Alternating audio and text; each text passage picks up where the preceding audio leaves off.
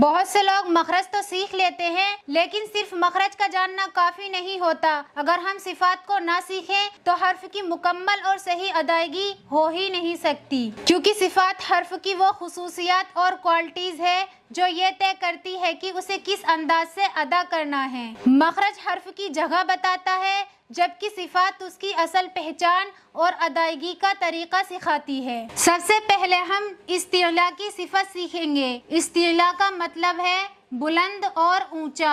یہ صفت 7 حروف خ، صاد، ضاد، طا، ظا، غین، قاف میں پائی جاتی ہیں۔ ان کو ادا کرتے وقت زبان کی جڑ اوپر کے تالو کی طرف اٹھ جائے اور منہ کے اندر ہوا بھر جائے جس سے یہ حروف پر ہو جائیں۔ یہ جو 7 حروف ہیں ان کے اندر استعلاء کی صفت ہے۔ ان میں استعلاء کی صفت ہونے کی وجہ سے ان حرفوں کو حروف مستعلیہ کہا جاتا ہے۔ ان کے اندر استعلاء کی صفت پیدا کرنے کے لیے ہمیں 2 کام کرنے ہوں گے۔ نمبر 1، زبان کی جڑ اوپر کی تالو کی طرف اٹھنی چاہیے۔ نمبر 2، منہ کے اندر ہوا بھرنی چاہیے، تب جا کر ان 7 حرفوں میں استعلاء کی صفت پیدا ہوگی۔ دھیان رہے ان 7 حرفوں کو مخرج سے بھی ادا کرنا ہے اور استعلاء کی صفت بھی پیدا کرنی ہے۔ اور استعلاء کی صفت کے ساتھ ان 7 حرفوں کو کیسے پڑھیں گے؟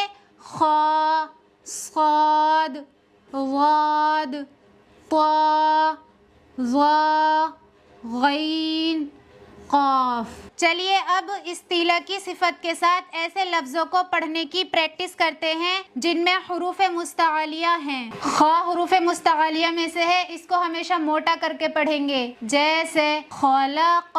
خ کو اگر ہم اس طرح سے پڑھتے ہیں خلق تو اس طرح پڑھنا درست نہیں، خ باریک ہو جائے گا۔ صاد میں بھی استعلاء کی صفت ہے، اس کو موٹا کر کے پڑھیں گے، جیسے تصدی۔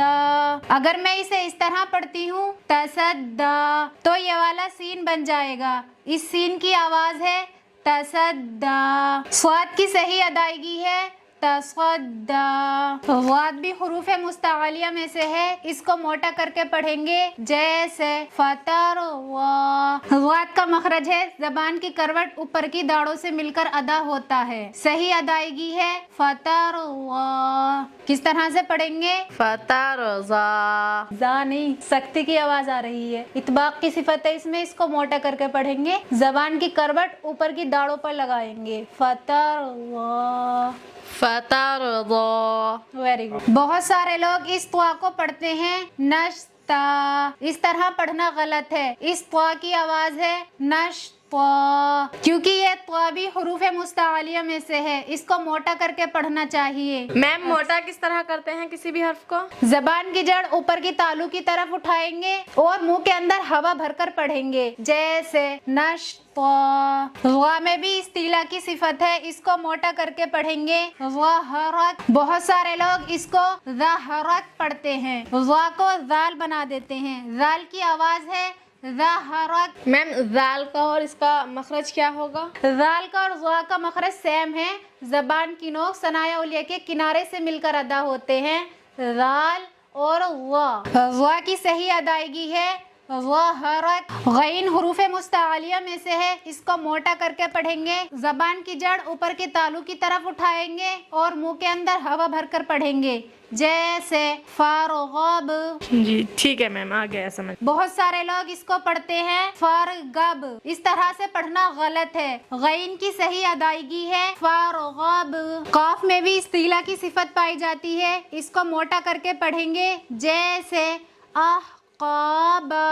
لیکن یہاں پر قاف کو بہت سارے لوگ اس طرح سے پڑھتے ہیں احقاب، اس طرح پڑھنے سے یہ والا قاف ادا ہو جاتا ہے، لیکن یہاں پر یہ والا قاف ہے، اس کی ادائیگی ہے احقاب۔ ان سب حرفوں کی جو میں نے ابھی صفات سکھائی ہے اور آگے بھی اور حرفوں کی صفات سکھاؤں گی، لیکن صفات سیکھنے سے پہلے آپ کو مخرج سیکھنے ضروری ہیں۔ اس سے پہلے کی ویڈیو میں نے مخرج سکھا دیے ہیں، آپ اس کو ضرور دیکھیں، کیونکہ مخرج کے بغیر اگر آپ صفات سیکھیں گے تو آپ کو بہت پرابلم ہوگی۔ انشاءاللہ نیکسٹ ویڈیو میں آپ کو عارضی پر حروف کی صفات سکھاؤں گی۔ ویڈیو کو سیو کر لیجئے اور ایک اچھا سا کمنٹ کر کے ضرور جائے۔